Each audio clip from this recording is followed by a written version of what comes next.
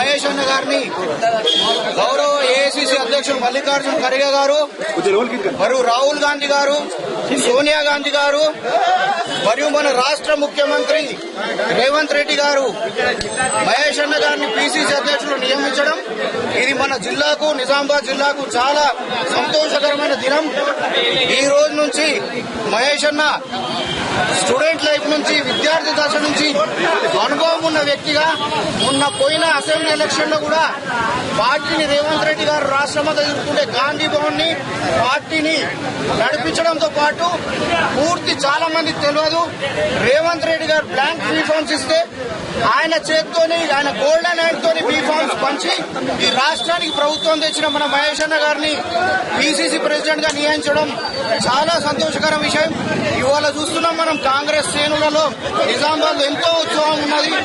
అందరు కూడా మన నిజామాబాద్ కార్యకర్తలతో పాటు ప్రజలందరూ కూడా శుభాకాంక్షలు తెలియజేసుకుంటూ రాహుల్ గాంధీ